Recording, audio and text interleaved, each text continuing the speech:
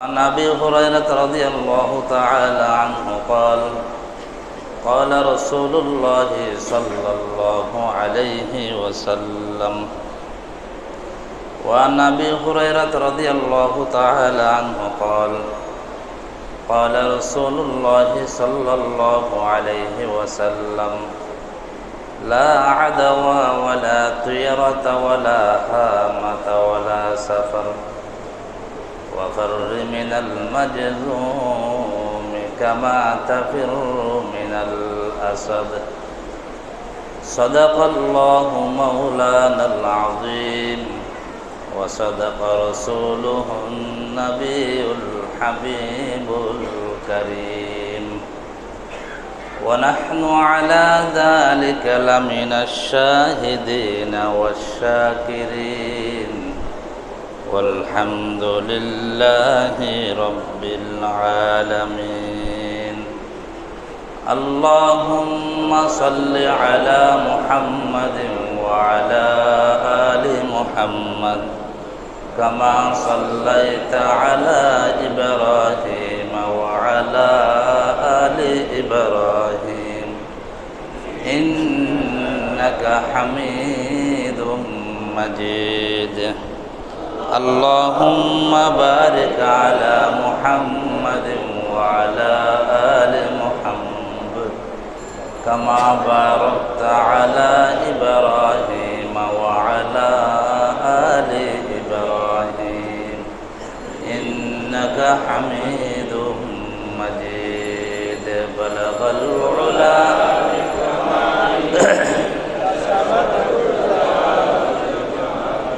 حسنت جميع خصاله. محمد نے آ کر کفر کو مٹایا،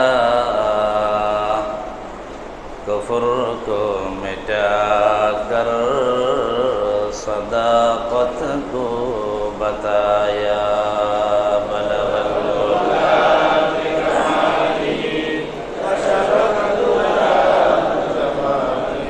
حسنت جميع خصاله. توحید کی امانتوں سینوں میں ہے ہمارا، آسان نہیں مٹانا نام و نشاں ہمارا.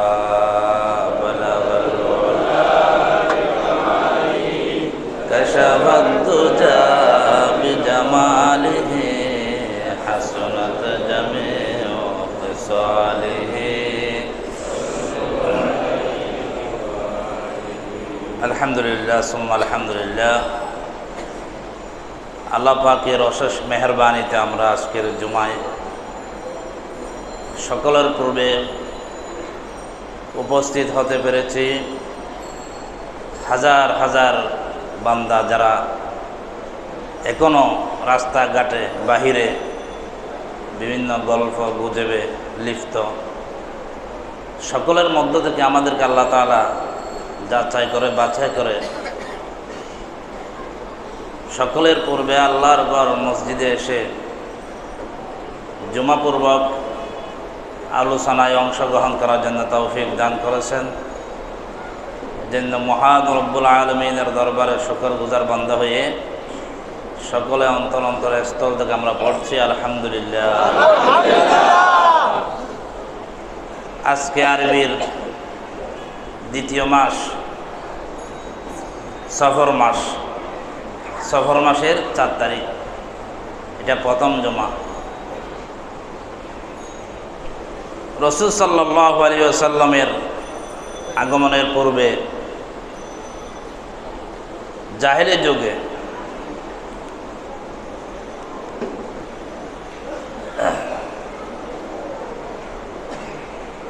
জাহেলি যুগ মানে ইসলামের প্রচার হচ্ছে, ইসলাম এখনো পরিপূর্ণ হয় না। ইসলামের দাওয়াত যেদিন আল্লাহ রসুল সাল্লাল্লাহু আলাইহি ওয়াসাল্লাম বিদায় হজের ভাষণ দিয়েছিলেন, এদিন আল্লাহ পাকের পক্ষ থেকে ওহী এসেছে, সিদ্ধান্ত এসেছে, আল-ইয়াওমা আকমালতু লাকুম দীনাকুম ওয়া আতমামতু আলাইকুম নি'মাতি ওয়া রাদিতু লাকুমুল ইসলামা দীনা। আজকে তোমাদের জন্য ইসলামকে ধর্ম হিসাবে সেটা আমি পরিপূর্ণ করে দিয়েছি।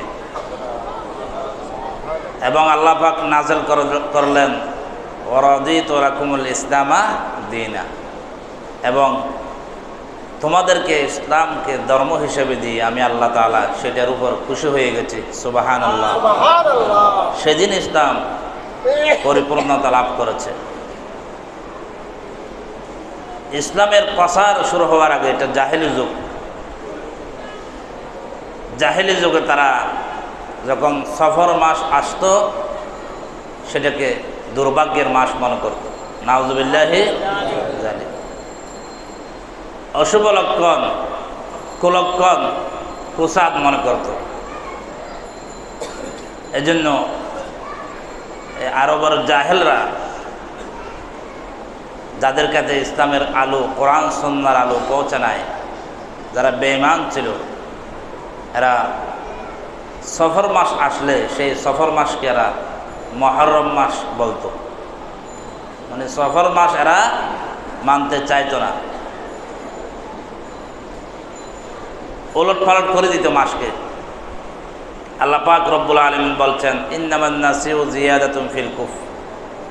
তোমরা তো এমনি কাফের, একটা মাসকে আরেকটা মাস বলা, মাসকে ওলট পালট করে দেওয়া, এবং কোন একটা মাসকে দুর্ভাগ্যের, অশুভ লক্ষণের মাস মনে করা, এগুলা সম্পূর্ণ কুফরি, এবং কুফরির মধ্যে এগুলো আরো কুফরি বৃদ্ধি করে। নাউযুবিল্লাহি মিন যালিক। অতএব বলতে চাইছিলাম, আজকে সফর মাসের প্রথম জমা। অনেকে, শুধু জাহেলি যুগে না, অনেকে দেখবেন আমাদের সমাজে এই মাসে ছেলে মেয়েদের বিবাহ বন্ধন করে না। মানে কুসাত হবে, অশুভ লক্ষণ হবে, দুর্ভাগ্য আসবে, এরকম কোনোদিন হতে পারে না, বলে ইসলামে নাই। বরঞ্চ এই কুসংস্কার, এই কুধারণা দূর করার জন্য এই মাসে বেশি বেশি বিবাহ করা জরুরি, ঠিক কিনা? আল্লাহ পাক স্পষ্ট বলেছেন, এরকম যদি কেউ মনে করে বা যারা এরকম করতেছে, মাসকে উলট পালট বা সফর মাসে কোনো কুলক্ষণ, অশুভ লক্ষণ আছে মনে করে, এরা মূলত কুফরির মধ্যে আছে। শুধু কুফরির মধ্যে আছে না, এরকম যারা ধারণা করে এদের কুফরি আরো বৃদ্ধি করে। অতএব এই ধারণা কি নয়, ভালো নয়। বনী ইসরাইলের মধ্যে হযরত মূসা আলাইহিস সালাম ব্যতীত অনেক নবী এসেছে। বিশেষ করে কুরআনুল কারীমে 3 জন নবীর না, কুরআনুল তাফসীরের কিতাবে কুরআনুল কারীমে তাদের নাম উল্লেখ নাই। 3 জন নবীর, তিনারা একসাথে এসেছিলেন, মানুষকে আল্লাহর দাওয়াত দিয়েছিলেন। কিন্তু জাতিরা তাদেরকে বলতো, যত আযাব গজব আসতেছে, আসমানি গজব, জমিনের গজব, বালা মুসিবত, সবগুলা আপনাদের কারণে। নাউযুবিল্লাহি মিন যালিক। নবীরা সগীরা কবিরা, ছোট বড় সমস্ত গুনাহ থেকে মাসুম। যদি ভাগ্য আসতে হয়, যদি ভাগ্য আসে, শুভ কোনো কিছু আসে, এটা নবীদের মাধ্যমে আসবে। আর নবীদের কারণে কোনোদিন অশুভ লক্ষণ, দুর্ভাগ্য আসতে পারে, বিপদ আপদ আসতে পারে না। আল্লাহ পাক রব্বুল আলামিন কুরআনুল কারীমে বলেছেন এই কথা, ক্বালু তাইরুকুম মা'কুম আইন যুক্কিরতুম বাল আনতুম কওমুম মুসরিফুন। আল্লাহ পাক বলছেন, নবীগণ তাদেরকে স্পষ্ট উত্তর দিয়েছেন, যারা নবীগণকে দুর্ভাগ্যের ব্যাপার মনে করত, অশুভ লক্ষণ মনে করত, নবীদের কারণে বিপদ আপদ মুসিবত আসে সেরকম মনে করত। নবীরা তাদেরকে স্পষ্ট জবাব দিয়েছেন, ইয়াসিন সূরার ভিতরে আছে, ক্বালু তায়রুকুম মাআকুম, তোমাদের অশুভ লক্ষণ তোমাদের সাথে। অর্থাৎ যদি অশুভ লক্ষণ হয়, দুর্ভাগ্য হয়, দেশে বিপদ আপদ মুসিবত আসে তোমাদের কারণে, তোমাদের পাপের কারণে। আমরা নবীগণ আল্লাহর প্রেরিত নবী, আমাদের কারণে আসে, তোমাদের কারণে আসবে। আইন দুঃখিরতুম বাল আনতুম কওমুম মুসরিফুন, আমরা কি তোমাদেরকে নাসিহাত করছি, আল্লাহর দাওয়াত দিচ্ছে, এই জন্য তোমরা আমাদেরকে দুর্ভাগ্যের কারণ মনে করতেছো, অশুভ লক্ষণ মনে করতেছো। বাল আনতুম কওমুম মুসরিফুন, বরঞ্চ তোমরা সীমালঙ্ঘনকারী জাতি। তোমরা কি জাতি? সীমালঙ্ঘনকারী জাতি। শুধু তাই না,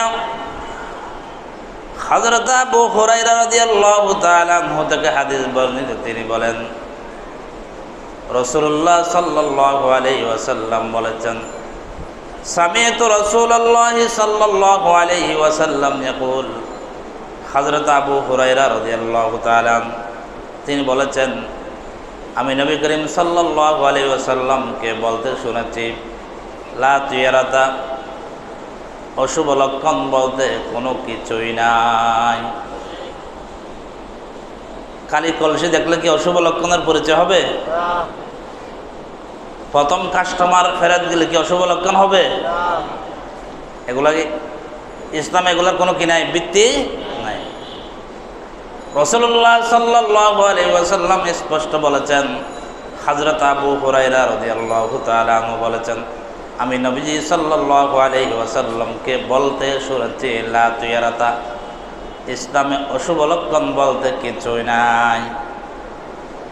ওয়া খায়রুহাল ফাল, তোমরা যে কোনো বিষয়ে উত্তমটা তোমরা উদ্দেশ্যে নিবে। উত্তমটা কি নিবে? উদ্দেশ্যে নিবে। দুইটা শব্দ হাদিসে এসেছে, শুভ লক্ষণ অশুভ লক্ষণের বিষয়ে দুইটা শব্দ এসেছে। একটা হচ্ছে ফাল, আরেকটা তুয়ারা। ফাল মানে যেখানে শুভ লক্ষণ উদ্দেশ্য, তুয়ারা মানে যেখানে অশুভ লক্ষণ উদ্দেশ্য। আল্লাহ রাসূল সাল্লাল্লাহু আলাইহি ওয়াসাল্লাম স্পষ্ট হাদিসে বলেছেন, লা তুয়ারাতা, অশুভ লক্ষণ বলতে কোনো কিছুতে নাই, এগুলার কোনো ভিত্তি নাই। ওয়া খায়রুহাল ফাল, যে কোনো বিষয়ে তোমরা ভালোটা উদ্দেশ্য করবা, যে কোনো বিষয়ে তোমরা কি ভালোটা মনে করবা, ভালোটা উদ্দেশ্য করবা। ক্বালু ওয়া মাল ফাল, রাসূলুল্লাহ সাল্লাল্লাহু আলাইহি ওয়াসাল্লামের সাহাবায়ে কেরাম জিজ্ঞেস করলেন, ইয়া রাসূলুল্লাহ, ফাল মানে কি? ফাল শব্দের অর্থ কি? আল্লাহ রাসূল সাল্লাল্লাহু আলাইহি ওয়াসাল্লাম বলেছেন, আল কালিমাতুস সালিহা ইয়াসমাউহা আহাদুকুম, ভালো কথা তোমাদের মধ্য থেকে যে কেউ শুনে, সেটা হচ্ছে ফাল। প্রথম কাস্টমার ফেরত দিলে সারাদিন বেচা কিনা হবে না, এটা ভালো কথা নাকি খারাপ কথা? খারাপ। ভালো কথা হচ্ছে এখানে কোনো কিনা সমস্যা নাই। খালি কলসিওয়ালা মহিলা দেখলে আজকে সারাদিন আমার দুর্ভাগ্য আসবে, আমার বিপদ আসবে, আজকে শুভ লক্ষণ হবে না, এটা ভালো কথা নাকি খারাপ কথা? নবীজি সাল্লাল্লাহু আলাইহি ওয়াসাল্লাম বলছেন, ইসলামে অশুভ লক্ষণ বলতে কোনো কিছু নাই, তোমরা যে কোনো বিষয়ে উত্তমটা উদ্দেশ্য করবা, ভালোটা তোমরা উদ্দেশ্য করবা, ভালোটা বুঝবা এবং ভালো ধারণা করবা। সাহাবায়ে কেরাম জিজ্ঞেস করলেন, ইয়া রাসূলুল্লাহ, ফাল কি জিনিস? ফাল মানে উত্তম। নবীজি বলেছেন, আল কালিমাতুস সালিহা, উত্তম কথা, উত্তম ধারণা। কোনো ব্যক্তি বা বস্তু কোনো কিছুর জন্য, কারো ভাগ্য পরিবর্তনের জন্য অশুভ লক্ষণ হতে পারে? সব কিছু কার উপর বসা? সব কিছু ভরসা হচ্ছে আল্লাহর উপর। রাসূল সাল্লাল্লাহু আলাইহি ওয়াসাল্লাম আরো বলেছেন, আশ-শুমু ফিল মারআতি ওয়াদ-দারি ওয়াল ফারাস, যদি দুর্ভাগ্য থাকে, কুসাত থাকে, অশুভ লক্ষণ থাকে, তিনটা জিনিসে থাকবে। কয়টা জিনিসে? আরো জোরে বলুন। হাদিসের কথা বলতেছি, মনে হয় ভালো লাগে না। আজকাল অনেক মানুষের এরকম, বেশি একটু পণ্ডিতাই না করলে, কোরআন হাদিস থেকে বললে না ভালো লাগে না, এদের ঘুম আসে। হাদিস তো আপনারা পড়তে জানেন না, কিন্তু আপনাদেরকে হাদিস শোনাইতেছি, হাদিসগুলোর ব্যাখ্যা করতেছি। এটা বহু বড় নিয়ামত না? আল্লাহ রসুল সাল্লাল্লাহু আলাইহি ওয়াসাল্লাম বলেছেন, যদি অশুভ লক্ষণ থাকে তিনটা বিষয়ে থাকে। কয়টা বিষয়ে? তিনটা বিষয়ে। এক নম্বর, আশমু ফিল মারআতি ওয়াদ দারি ওয়াল ফারাস। এক নম্বর, বদকার মহিলা। কি মহিলা? আর জোরে বলুন, বদকার মহিলা। যদি তাকিয়ে থাকে, এমনি তো কোনো কিছুতে অশুভ লক্ষণ নাই। রসুল এর আগে একটা হাদিস বলেছে, লা তিয়ারাতা, ইসলামে অশুভ লক্ষণ বলতে কোনো কিছু নাই। যদি থাকতো তিনটা বিষয়ে থাকতো। এক নম্বর, বদকার মহিলা। এক নম্বর কি মহিলা? বদকার মহিলা। আপনারা তো এখন আপনারা কি বলবো, কত সুরত, কত সিরত, কত চরিত্র, কত আদর্শ পাল্টে যায় ক্ষমতা পাল্টানোর সাথে সাথে, ঠিক কিনা? এখন এখানে ছিল পালায়নকারিনীর অনেক বক্ত ছিল, এগুলার সাথে সাথে পাল্টে গেছে।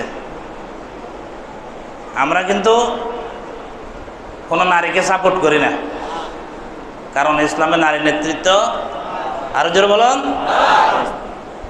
জান যাইতে পারে। আমি কোনোদিন নারীকে ভোট দিবেন। আমি 18 সালে ভোটার হয়েছি, আমার এখন 37-38 বছর বয়স। আমি কোনোদিন কোনো নারীকে ভোট দিই নাই, মরণ পর্যন্ত দিব না। কারণ ইসলামে নাই নারী নেতৃত্ব, এই জন্য আমি নারী নেতৃত্ব সাপোর্ট করি না। আপনারা তো করেন, নির্বাচনের সময় কেন্দ্র ভাঙি ফেলান, মানুষকে মানুষ মনে করেন না। কেন্দ্র এখানে আসে তো দেখছি না কিরকম করছেন। মানুষকে কি মনে করে না? মানুষে মনে করে না। এগুলা 1 মিনিটের ব্যাপার আল্লাহ তাআলা থেকে। 16 বছরের ক্ষমতা 1 মিনিটে কেড়ে নেবেন কে?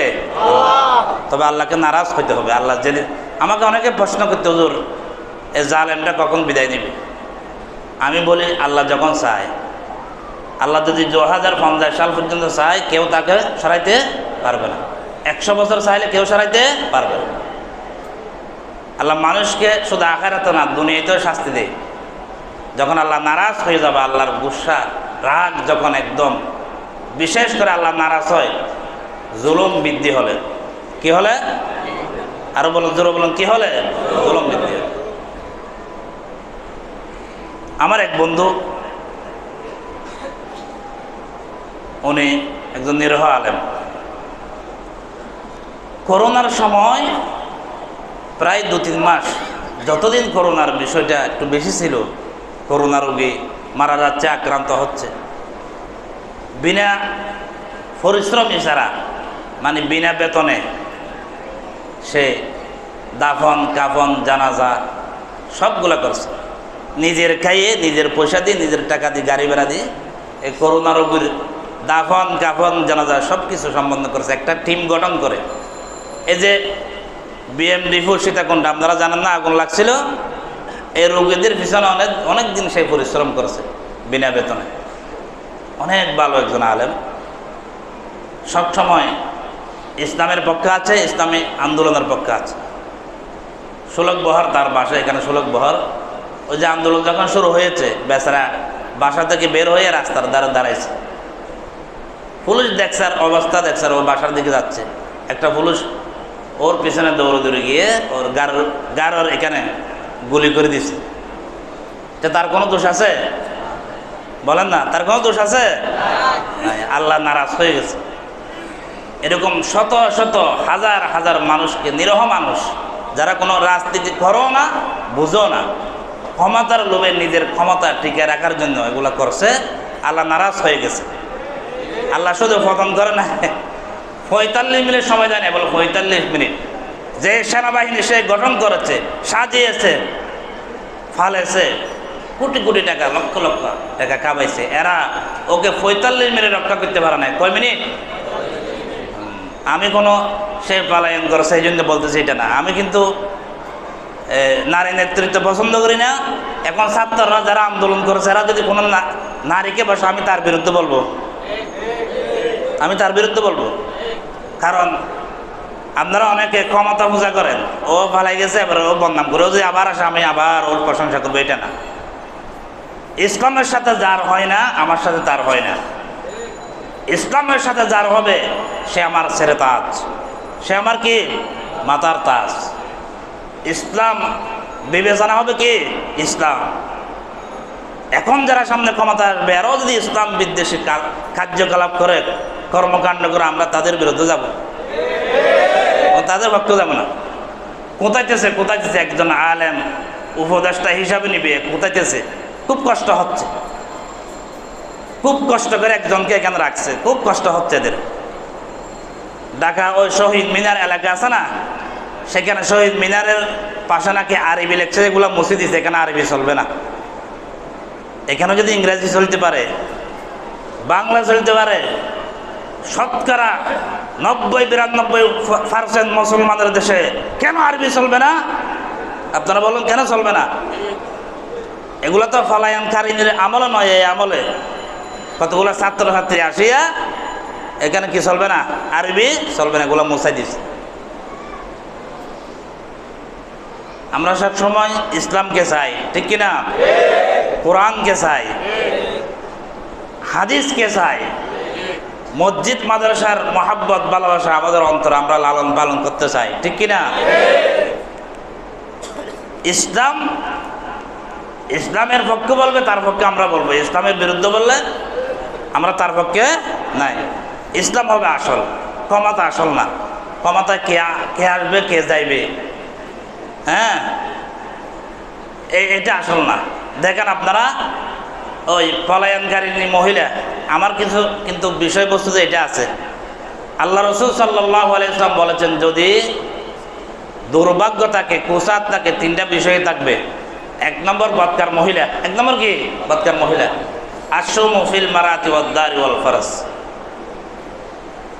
ছবি এটা হারাম, বিলকুল কোনো ধরনের ছবি রাখবেন না, সেটা পীর হোক, বুজুর্গ হোক, নেতা হোক, নেত্রী হোক, ছবি হারাম। ইনশাল্লাহ আল্লাহর ফজলে করমে এই ছবি কই মাদ্রাসার কোনো অভিষেক টাকাইতে পারে নাই, অনেক চেষ্টা করছে, কিন্তু আলিয়া মাদ্রাসার বড় বড় মুহাদ্দিস, মুফতি, প্রিন্সিপাল, সুপারিনটেন্ডেন্ট মাথার উপর পালায়নকারিনীর ছবি এবং শেখ মুজিবের ছবি রাখি এরা মানুষকে দিনের দাওয়াত দেয়। নাউযুবিল্লাহি মিন যালিক। লা তাআতা লা তাআতা লিমাখলুকিন ফি মাসিয়াতিল খালিক। খালেকের নাফরমানি করে কোনো মাখলুকের আনুগত্য করা যাবে না। এই ছবি ফিতনা ঢুকাই দিছে, এরা সরকারের চাকরি করে, এরা মেনে নিছে, এদের মাথার উপর ছবি টাকে দিছে। হারাম, বিলকুল হারাম। এগুলো হচ্ছে আমার বিষয়। কে ক্ষমতা থেকে গেছে, কে আসবে, এটা আমার বিষয়। ইসলামকে যেখানে আঘাত করেছে সেখানে আমি কথা বলবো। এই যে মূর্তি পতা, কসাসুন নবীন একটা কিতাব আছে, কেমনে মূর্তি পূজা এগুলো আসছে। আমরা সবাই আদম সন্তান। কার সন্তান? আদম সন্তান। আমাদের গোড়া কিন্তু মুসলমান। এই জন্য আল্লাহ রসুল সাল্লাল্লাহু আলাইহি ওয়াসাল্লাম বলেছেন, কোন একটা সন্তান জন্মলাভ করলে সে মুসলমান হিসেবে জন্মলাভ করে, কিন্তু তার বাবা যদি ইহুদি হয় তাকে ইহুদি বানায়, খ্রিস্টান হলে খ্রিস্টান বানায়, নাসারা হলে নাসারা বানায়, অগ্নি পূজারী হলে অগ্নি পূজারী বানায়। কুল্লু মাউলুদিন ইউলাদু আলা ফিতরাতিল ইসলাম। প্রত্যেকটা সন্তান ইসলামের ভিতরতে কি হয়, জন্মলাভ করে, কিন্তু তার বাবা যেরকম হয় সে সেরকম হয়। ইমানদার হলে ইমানদার, কাফের হলে সে কাফের। সকলের মোরা, সকলের মূল গোড়া হচ্ছে কি? হযরত আদম আলাইহিস সালাম। তার মানে আমরা সকলে মুসলমান, কিন্তু শয়তানের ধোঁকা দিয়ে কাউকে কাফের, কাউকে মুশরিক এরকম বানাই ফেলছে। কসাসুন নবীন একটা কিতাব আছে, কিভাবে মূর্তি পূজা আসলো বিস্তারিত সেখানে আছে। শয়তান মানুষের কাছে গিয়ে বলছে, ও ফলানা তো শেখ মুজিব তো বহুত বড় ব্যক্তি ছিল, ঐতিহাসিক ব্যক্তি, অনেক আন্দোলন করেছে, সংগ্রাম করেছে, দেশের জন্য জান দিয়েছে, প্রাণ দিয়েছে, এখন তার স্মৃতি হিসাবে তুমি একটা কিছু করো। ওই নেতা বলতেছে ঠিক আছে, আচ্ছা কি করবো? শয়তান বলছে ঠিক আছে, একটা ছবি আঁকো। সেই নেতার ছবি আঁকি রাখলো। এরপরে শয়তান এসে বলছে, ছবি আঁকলে তো হবে না, ছবি তো এটা তুমি ডায়েরির ভিতরে রেখে দিবে, ব্যাগের ভিতরে, এটা ধরতে পারবে না, শুনতে পারবে না। এটা তুমি বিভিন্ন জিনিস দিয়ে সিমেন্ট বালু ইত্যাদি দিয়ে একটা আকৃতি আঁকো, বানাও, সেটাকে ধরতে পারবে, ছুঁইতে পারবে, বুকে বাজাইতে পারবে, সোমা দিতে পারবে। সে বলতেছে আমার বাবার এরকম একটা বানাইতে হবে। আবার বিশাল মূর্তি বানাইছে, সেখান থেকে মূর্তি পূজা আসছে। মূর্তি পূজা শুরু হইতে শুধু সাহস করা নাই, সমস্ত মূর্তি নির্মাণ করা হারাম। এই মুক্তির জন্য ওলামায়ে কেরাম জান দিয়েছে, ঠিক কিনা? যারা বড় ফুল একটা ভাঙছে, আমি অনেক খুশি।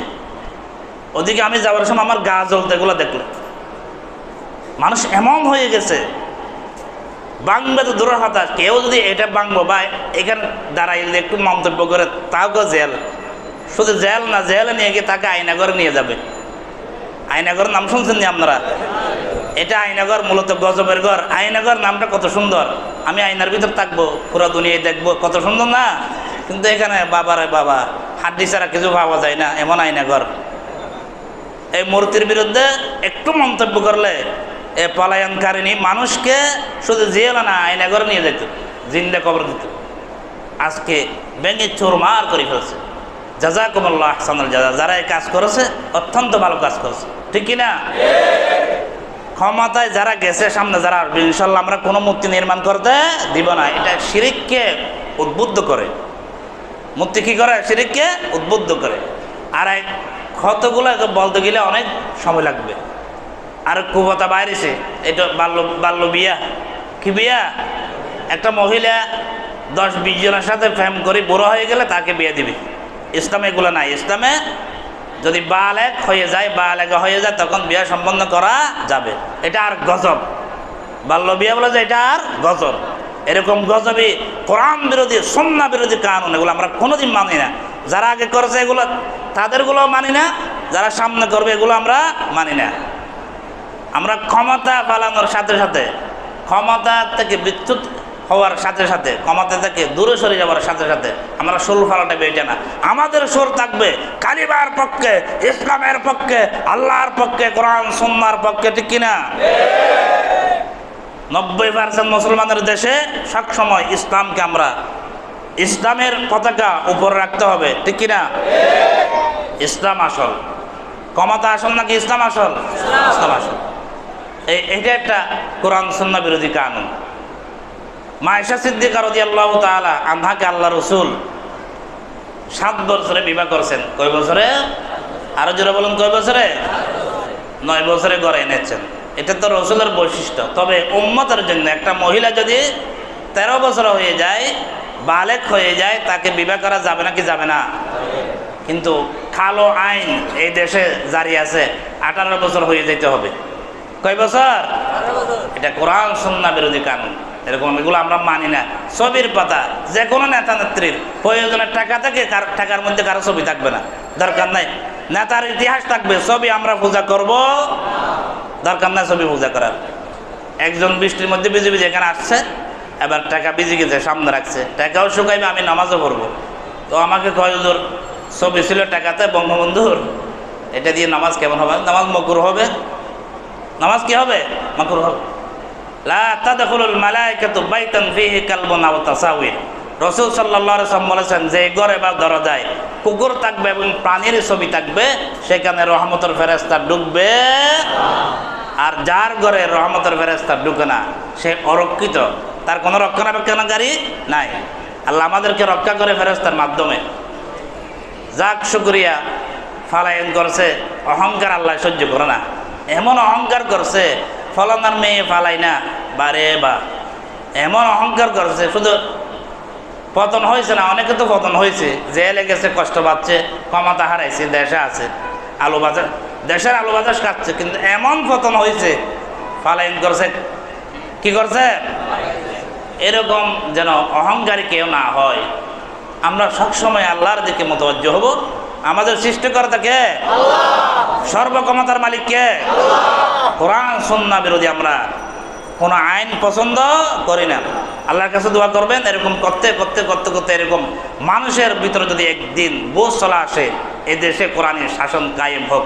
সমস্ত মানুষ যদি নির্বাচন হয়, সমস্ত মানুষ কোরআনের পক্ষে ভোট দিবে, কোরআনের শাসন কায়েম হবে, আইন কোর্ট আদালতে কোরআনের কানুন চলবে, ঠিক কিনা? এটা আপনারা চান কি চান না? কোরআনের কারণ কি? চুরি করলে হাত কাটা। কোরআন শরীফ আয়াত আছে না নাই? ওয়াস-সারিকু ওয়াস-সারিকাতু ফাকতাউ আইদিয়াহুমা। আল্লাহ পাক বলছেন চোর নারী পুরুষ যখন তারা চুরি করবে ফাকতাউ আইদিয়াহুমা, উভয়জনের হাত কাটি দাও। এটা ইসলামী শরীয়ত। এটা কি ইসলামী শরীয়ত?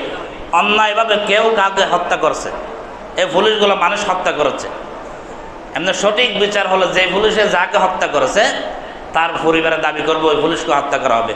এমনি বিচার করবে, গ্রেফতার করবে, এগুলো অনেক দূরের কথা। বাবা গ্রেফতারের নাম দিয়ে অনেক সময় গ্রেফতার করে একেবারে জামাই কাবাই, ঠিক কিনা?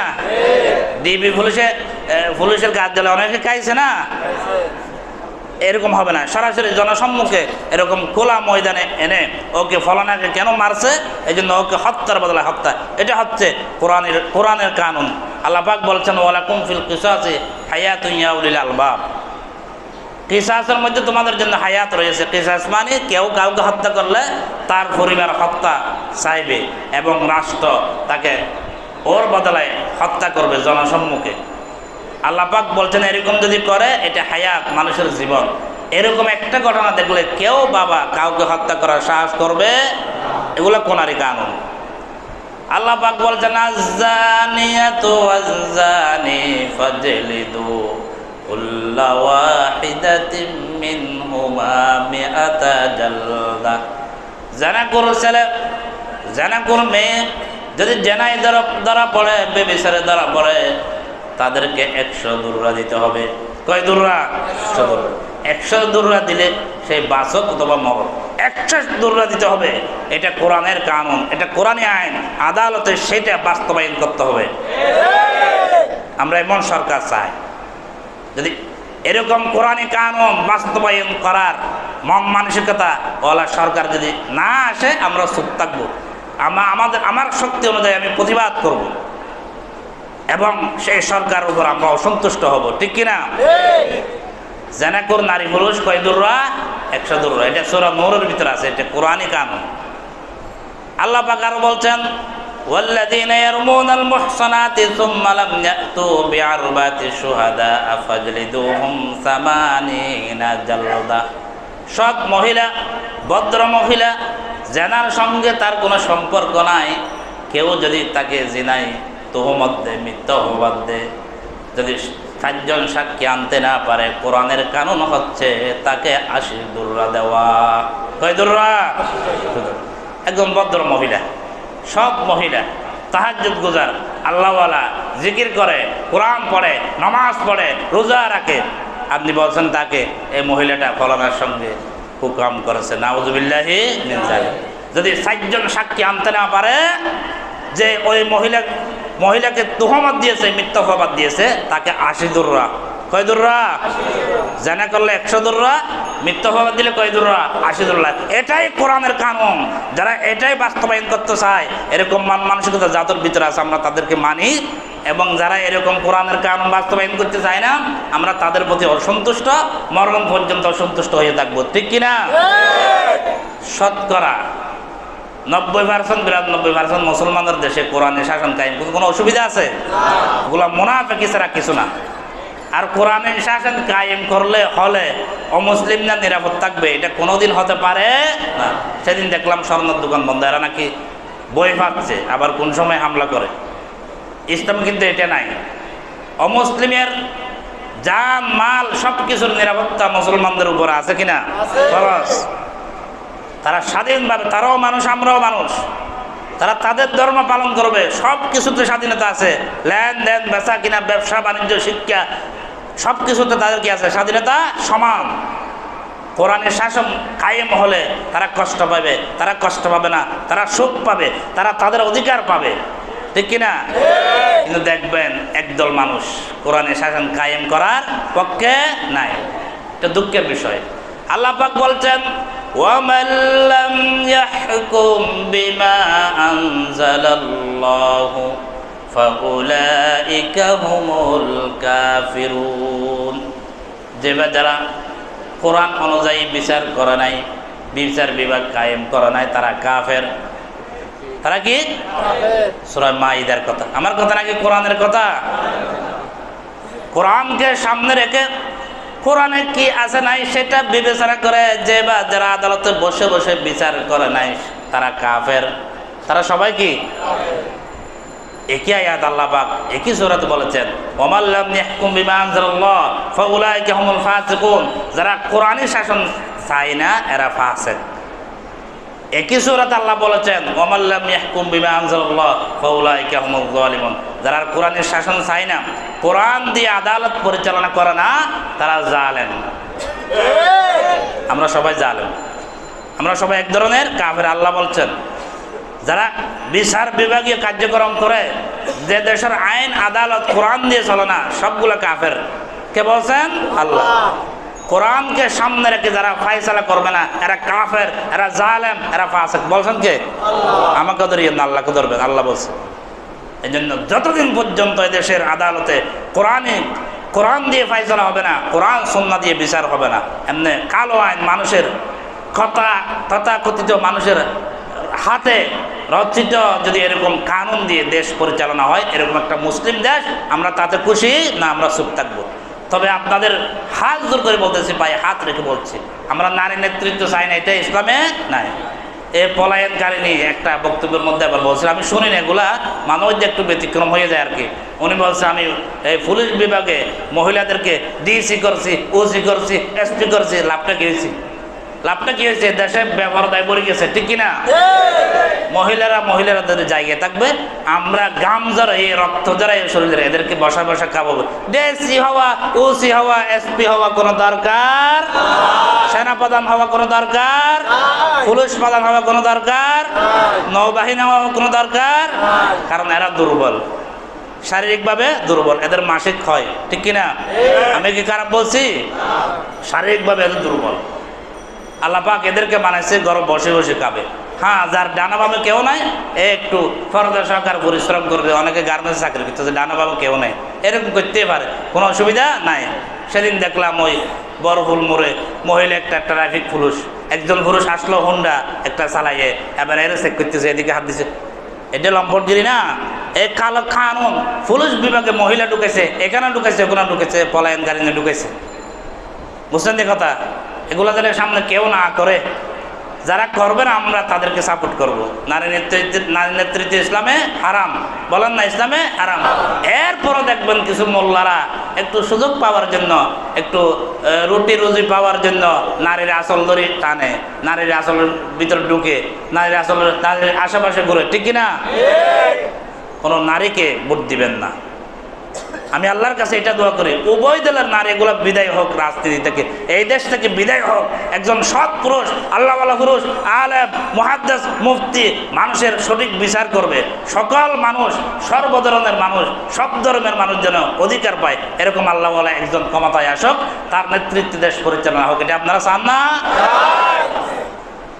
কত লম্বা হয়ে গেছে। আল্লাহ পাক রব্বুল আলামিন আমাদের দেশে শান্তি নাযিল করুক। আল্লাহ পাক রব্বুল আলামিন আমাদের দেশের জনদরদি গরিব দুঃখী মানুষকে নির্বাচিত করুক। যারা সাময়িকভাবে নির্বাচিত হয়েছে তাদের দিলে অন্তরে গরিবের মোহাব্বত ভালোবাসা ঢুকাই হোক। এদেশের প্রতিটা মানুষ নামাজি হোক, সুদ ঘুষ এগুলা সমাজ থেকে বিদায় হোক। আমরা এরকম একটা সমাজ চাই, ঠিক কিনা? বলতে গেলে অনেক কথা। আপনারা যারা সুন্নত পড়েন নাই, কবল জুমা 4 রাকাত সুন্নত মুআক্কাদা আদায় করুন।